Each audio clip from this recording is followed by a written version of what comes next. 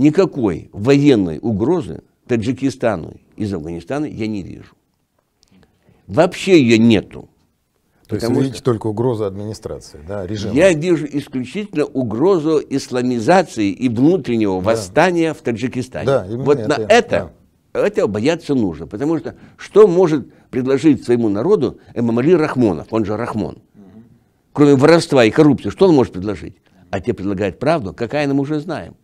Ну и за 30 лет, или уже почти, да, за 30 лет постсоветских, да, уже советское поколение таджиков ушло практически из активной жизни. И появилось новое, для которых ислам является правдой, справедливостью, в отличие от этих вот всех рахмонов.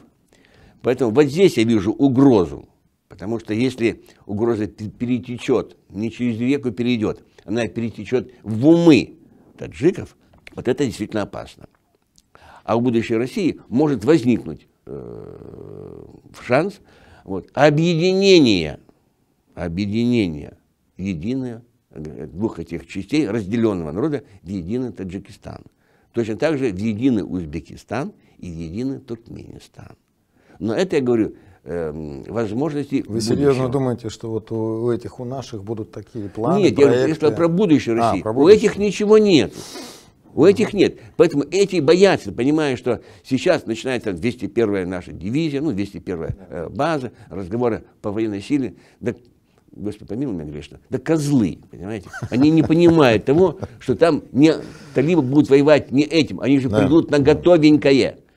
На готовенькое придут. И не сами талибы, да, зайдет туда какое-то количество, может, вооруженных людей, а сама власть падет.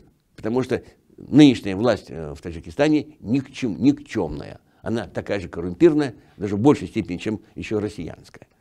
Поэтому, если обсуждать сейчас угрозу для России, я думаю, что военная угроза, она существует, но незначительная.